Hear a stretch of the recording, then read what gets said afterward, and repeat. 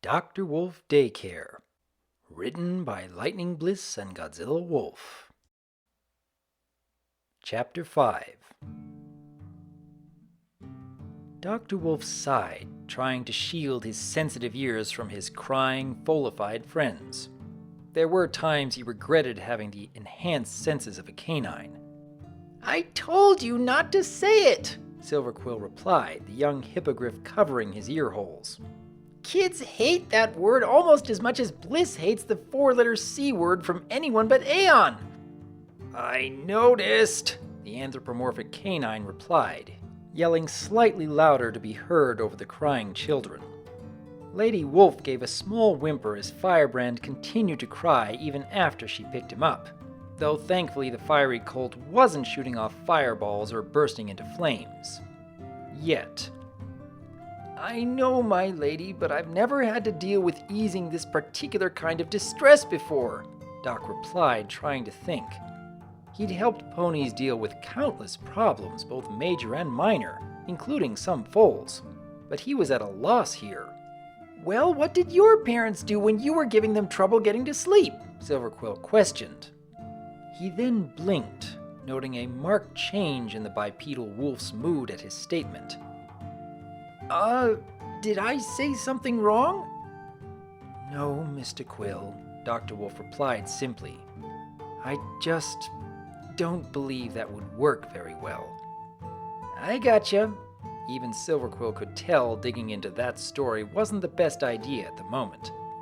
Lady Wolf, however, gave a thoughtful look and gingerly placed Firebrand down, at which point he and KP seemed to try and outcry each other, so she could tap her husband on the shoulder. She leaned over and whispered something in his ear. "Bedtime story?" Dr. Wolf asked. The anthropomorphic she-wolf once more whispered into his ear. "I see. That sounds like it just might work, my lady. Would you all like to hear a story?" The foals seemed to almost freeze before looking over. "Story, story, story!" the foals chanted, dashing over. KP then sped off for a moment, zipping back with the Discord plushie she'd retrieved earlier in a firm hug. "Story, story, story!" "All right, let's find you a story then." Dr. Wolf headed to his bookshelf and looked through it, taking out several of its contents and examining the titles. He gave a frown as he found the titles all too advanced for the babies, continuing and eventually getting his stepladder. "I unfortunately do not seem to have anything." He made a mental note to find some after this, as in retrospect having some around the office might be handy when keeping foals of patients preoccupied while he helped their parents. "Mr. Quill, could you perhaps go to Ponyville Hospital and see if they have any books for foals to read while waiting for their parents? Nurse Redheart knows me, and Nursery Rhyme is a filly, so they're bound to have something." Doc?" Silverquill replied. "Do you really think it'd be a good idea for me to go out there alone? Knowing that place, I'd probably be snatched up by Pinkie Pie and dragged off to a welcome to Ponyville party before I could even explain. And given my inner child is currently in charge, I don't know if I could help myself," he said with a small, snarky smirk. "Besides, if they recognize me, we all know how many ponies would love to take advantage of me being tiny. That, and do you think they'll give you the chance?" Dr. Wolf looked at the little ones, all of whom were watching him with bated attention, eyes following him no matter where he went. He had their attention, and it was clear that if he kept them waiting, he'd probably come to regret it. He tried to quickly think over nearby analysts that might have something, but he recalled how long it had taken for Silverquill to get back the last time. That, and if he tried to get outside help dealing with the foals, Aeon might feel like he'd been snubbed, and Doc didn't like the prospect of that. There was also the possibility of trying to ask Pinkie Pie in Ponyville for a story, or even Fluttershy, but those both ran into the same problem Silverquill had come up with. "All right then, I will just have to make up a story, I suppose," the anthropomorphic wolf finally said, sitting down in his chair and giving it some thought. The Riff Cafe naturally had its fair share of stories he could tell that they likely would not remember enough to consciously recognize, but perhaps be familiar enough to keep them invested. Such as the time Finn the Pony had dedicated himself to delivering presents to everybody, or the time Lightning Bliss and several other analysts being kidnapped by a cat-like villainess from G1 while reviewing her special. But this ran into a problem. Only a few of them were present for any one event, so a story including all of them would be difficult at best. That idea not bearing any fruit, Doc changed gears and decided using them as characters in a story might be a more promising direction. It was then a light bulb went off in the canine psychiatrist's mind. Role-playing.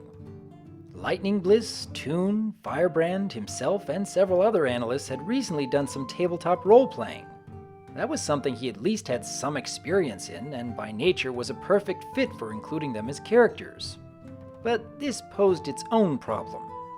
Toon Critic had chosen a Saurian Shifter Ranger. Lightning Bliss had been a young golden dragon, which had required a great deal of balancing so as not to be overpowered. And he had been a Dwarven Cleric, mainly because the party had required a tanky healer. Firebrand had been the Game Master. That left a large part of the group without characters. Long ago, in a magical land, a Dwarven Cleric sought out assistance in a great quest to save the world from a mighty evil, DRWolf began, his tone as dramatic as he could manage. He traveled the land far and wide, and collected a group of champions to face this evil with him.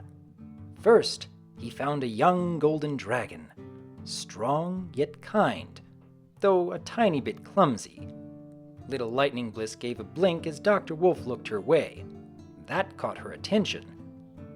Then a Saurian Shifter whose profession was a ranger, one who used a bow and arrow, larger than life, yet not without a heart.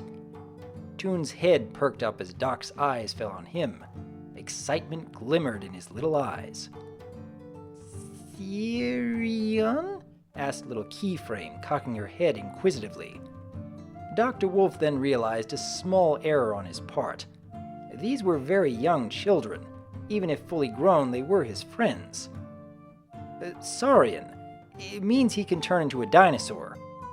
Lady Wolf gave a small chuckle, making a closing motion with her hands with her digits as teeth to try and help her husband tell the story, getting a laugh out of the foals. Toon gave a roar, sticking some of the still scattered crayons from the group's drawings earlier in his mouth to be makeshift teeth, causing the laughter to intensify. DRWolf let himself chuckle at the cult of personality's antics. Yes, exactly. Now came the hard part. He looked upon Firebrand. He recalled many an occasion where the unicorn had stated his preference towards a healer class in games, but he was also known as Commander Firebrand for a reason. Then he found a unicorn paladin, a noble warrior of the light with magic of healing and flame, protective and brave if somewhat angry. Doc decided to simply forego the canonical races for more familiar ones, if only to make it easier for the foals to follow. Little Firebrand puffed out his chest and gave a cute little salute when Doc looked at him. Next came Keyframe. The abnormally tall filly had a kind and creative spirit to her. He also recalled she shared Firebrand's choice of healer in another game the group enjoyed. Next, he found two more champions. A unicorn cleric, creative, kind, and helpful by nature. Keyframe gave a smile at that when the anthropomorphic wolf looked her way. Doc could think of a few roles that fit Golden Fox, but one came to mind. If he was going to base Keyframe their roles in another game, he should make them match as best he could. And her love, a Pegasus Ranger with remarkable aim and dedication to her, but also a habit of being overly hard on himself when he did wrong. Golden Fox seemed to make the connection and blushed a little bit, only for Keyframe to give him a reassuring nuzzle. That just left KP, the ever-energetic, chaotic analyst with a knack for getting under others' skin, especially Firebrand's, whenever she desired it. Only one class came to mind in the doctor's thoughts. And lastly, while stopping at an inn for the night, the cleric recruited their last member, a Pegasus Bard. one who loved to entertain others and make them laugh, but also to annoy and irritate the party's enemies, and often the fiery paladin. KP simply stuck her tongue out at Firebrand, who growled but was distracted by Lady Wolf before he could act upon his anger. Silverquill lifted an eyebrow. "Wait, last one? What about me?" he said, giving a small pout. "Don't worry, Silver, I have a special role in mind for you," Doc reassured. With his champions assembled, the dwarven cleric led them out on an adventure across the land. As the anthropomorphic wolf began weaving the story, the foals allowed their mind's eye to envision his words made manifest. The group headed off into the wide open path of adventure, marching together like any good group of heroes. The golden dragoness gave a roar as she flew over them, or rather tried, quickly becoming tired due to her young age and needing to land. They traveled the mountains, battling evil forces such as goblins who sought to make slaves of all of them. The two rangers held back, launching arrows over the heads of their comrades at the approaching horde of evil forces. The paladin and dragon both let loose the power of their fire upon them, while the bard played an amusing song about how ugly and stinky the goblins were, both raising her friends' spirits and enraging their enemies. "And into deep, long-forgotten dungeons were both great riches." The bard motioned for her comrades, pointing towards a large chest in the deep, dark dungeon, lit only by torches. The rangers held back several monsters with a barrage of arrows as they advanced, the bard throwing open the chest to see what treasures lay inside. "And great danger could be found." The group's eyes went wide as the chest sprouted arms and legs, its interior being revealed to be a mouth lined with razor-sharp teeth. The group screamed, fleeing the mimic as it chased them with a fierce roar. "They saved maidens and slayed—" Doc began, but then considered his words. "Evil dragons." The young golden dragon clung to the head of a huge red dragon, which thrashed, trying to remove her. The rangers pelted its chest and stomach with arrows as it made the mistake of exposing its weak spot, trying to buck off its attacker. The clerics healed the bard of burns, while the paladin quickly dashed past the distracted dragon to rescue a Pegasus mare from its keep. They did much good, won much fame, and gathered treasure in their quest. But all of this was merely practice, training, and gathering of equipment necessary for their final goal. They finally approached the lair of their true target, the evil they had come together to defeat. The party approached a massive black castle with dark flames blazing on each tower. Lightning roared above in the dark, foreboding clouds. They steeled their resolve and entered by breaking through the castle's massive door. They battled their way through the evil one's fortress, fighting valiantly against all sorts of monsters and minions. The paladin and dragoness fought through the seemingly endless army of goblins and orcs sent their way, while the rangers peppered an approaching man-eating gelatinous cube that filled the hallway behind them. The bard and clerics devoting themselves to healing and keeping their allies alive. Until finally, at the roof of the castle, they confronted the land's most evil, vicious, horrifying villain. At the top of the fortress, the group gazed up as the towering figure illuminated by the lightning roaring through the clouds above, several bolts crashing down around him. His eyes glowed a demonic hue, and a plume of flame burned atop his head. The massive, gray-furred hippogriff clad in crimson armor and bat wings roared down at them. "Wait, I'm the bad guy?" Silverquill asked, the little hippogriff's eyes wide. "It was either you or one of the two evil split personalities who rampaged through the rift, and I don't think Toon and Lightning Bliss would enjoy those very much, Mr. Quill," replied Dr. Wolf. The rift didn't have many inhabitants that were outright evil, even Aeon, and Silverquill had chosen to craft a villainous persona of his own ripe for usage. "Touché. You make yourself the Anti-Celestia for Nightmare Night one time and you never live it down," Silverquill complained as the foals giggled and laughed in his direction. "Do I at least get to be a bad flank?" Silverquill recoiled as he received a pair of disapproving looks from the pair of anthropomorphic wolves. "Dangerous? That's better," Doc replied, clearing his throat and preparing to finish the story, only for little Lightning Bliss to jump on the chair and climb up the wolf, planting herself on top of his head, looking down at him expectantly. He gave a small chuckle and continued. The battle was long and fierce, the evil one's power great and terrible. Even with champions such as these, victory seemed beyond their reach. The evil hippogriff gave a fierce roar, shrugging off fire breath, sword strikes, and arrow shots before slamming down, blasting all of his attackers away with a mighty maelstrom of dark fire. But when it seemed that evil would win, the heroes put all of their resolve and power into one last charge, united in will to finally end the terror he had wrought upon the land. The bard went into a power-boosting song to enhance the party as the two rangers took careful aim, letting loose their arrows with aim swift and sure. The projectiles struck the evil hippogriff's wings mid-flight, sending him plummeting to the castle roof with a roar of pain. The golden dragon took a deep breath and unleashed her strongest fire upon the demon's face, forcing him back and blinding him. When the fire finally gave out, the hippogriff's eyes widened as the two clerics completed their spells, calling down holy light that pierced the cloud cover and struck the evil one. The dark hippogriff roared in pain as the light caused his body to smoke and burn. The paladin knelt, invoking his patron deity, and then lifted his sword, holy light shining down and making his blade glow with divine radiance.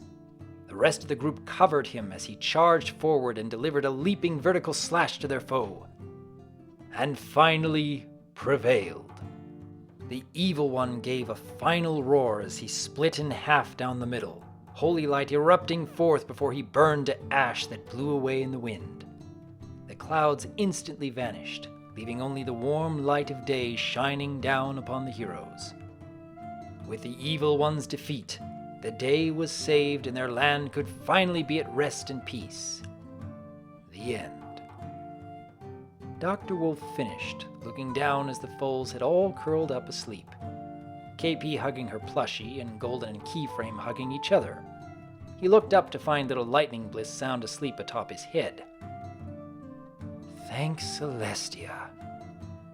He and his lady simply took a moment to enjoy the silence, about the first true one they'd gotten since this all started. Just listening to the snores of the little foals and taking in the brief respite. Lady Wolf was the first to get up, heading to get some blankets for the little ones. The anthropomorphic wolf slowly tried to get up so he could get some work done before the foals woke up, only for Lightning Bliss to begin to stir atop his head and force him to remain still. He attempted again with the same result. Doc reached up and slowly tried to lift the little alicorn off his head, only for her to knock his paw away with an irritated cry, but thankfully not waking up. With Lady getting the blankets, he turned towards his only friend currently still aware enough to be of aid. Silverquill, could you help me out here? He whispered, only to find the little hippogriff sprawled out on his back, snoring and sound asleep. Settling back down into his chair, Dr. Wolf simply gave a sigh and looked up at the little alicorn sleeping on his head. He couldn't help a small smile at the slumbering little filly's, blissful expression as she journeyed through the dreamscape, humming a familiar theme song to a certain show near and dear to her heart.